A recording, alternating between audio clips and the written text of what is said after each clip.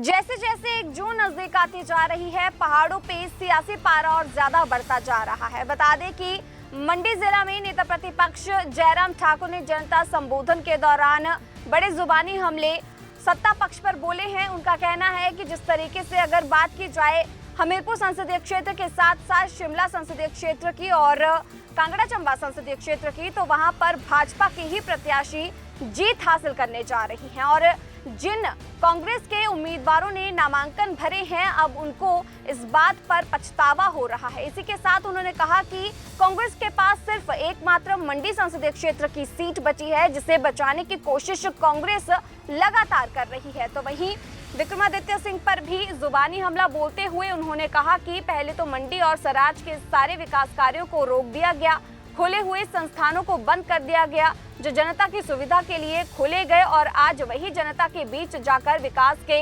वादे कर रही हैं। उन्होंने कहा कि पूर्व मुख्यमंत्री वीरभद्र सिंह ने चुनाव घोषित होने के ठीक पहले एक साथ 21 कॉलेज खोलने की नोटिफिकेशन की थी, लेकिन पूर्व की भाजपा सरकार ने सभी कॉलेज के लिए बजट का प्रावधान कर उन्हें शुरू किया था।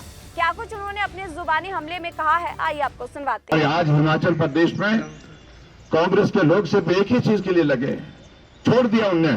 हमीरपुर पार्लियामेंट में मुकाबला ही नहीं कांग्रेस पार्टी का है, एक तरफा चुनाव है। 5 और 6 लाख के बीच में जीत होगी वहां पर, मैं बता रहा हूं आपको। 6 लाख से भी ऊपर जा सकता है। यही हालात कांगड़ा में, भले ही आनंद शर्मा चुनाव लड़ रहे हैं, लेकिन अब वो महसूस कर रहे हैं कि मुझे गलत सलाह दी गई। चुनाव के लिए खड़ा तो कर दिया, लेकिन वहां पर जमानत के लाले पड़ रहे हैं उनके। ये हालात उनके वहां पर कांगड़ा के हैं। शिमला लोकसभा क्षेत्र में भारतीय जनता पार्टी जीत रही है। अब इन्होंने सारा छोड़ दिया है कि बाकी तो जा रही है, इस मंडी को पकड़ो बोलते हैं। अब आ रहे हैं, कोई उप मुख्यमंत्री आएंगे, कोई मंत्री आएंगे, कोई मुख्यमंत्री आएंगे, इस प्रकार से सारा ये करने की कोशिश कर रहे हैं। लेकिन आप सबसे मेरा इतना ही निवेदन है कि जब लड़ाई है तो लड़ाई है भाई। किसी की भावना रही होंगी तो रही होंगी, वो दौर समाप्त हो गया।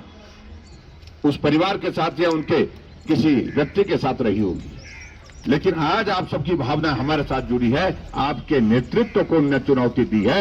आपके नेतृत्व को जो है वो नुकसान पहुंचाने के लिए जो प्रयत्न हो रहे हैं, ये प्रयत्न जो है उसके लिए हमको जवाब देना होगा, उसके लिए हम लोगों को संघर्ष करना होगा।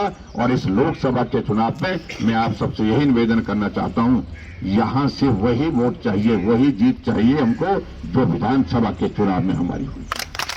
एक नहीं, हमारे सराज विधानसभा क्षेत्र के कितने संस्थान बंद कर दिए।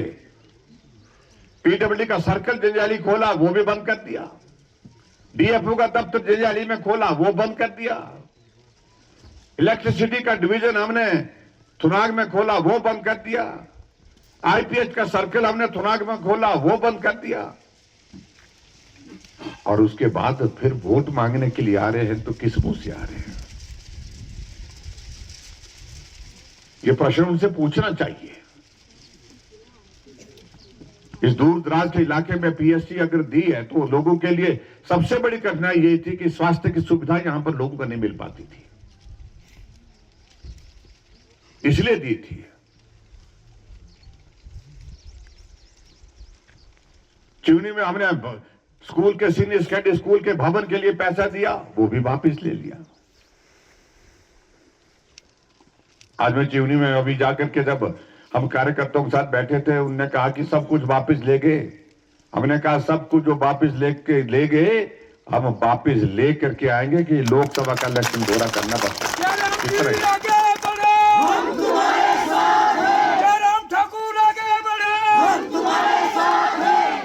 और हमको समझाने लगते हैं कि भाई ये तो अपने ये 6 महीने के लास्ट के फैसले हैं।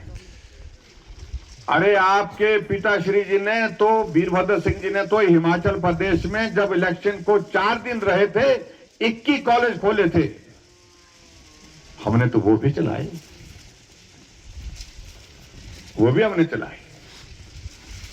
जब मैं मुख्यमंत्री बना, हमारे सामने ये प्रश्न आया कि ये जो लास्ट के दिन में 3 दिन पहले 2 दिन पहले जो कॉलेज खोले गए, इनको चलाया जाए या बंद किया जाए। हमने कहा भाई सरकार काम करने के लिए होती है, काम बंद करने के लिए नहीं होती है। और हमने कहा बच्चे नहीं होंगे तो बात अलग है, लेकिन अगर बच्चे हैं तो वहां पर कॉलेज खोलने की नोटिफिकेशन हुई तो कॉलेज चलाएंगे।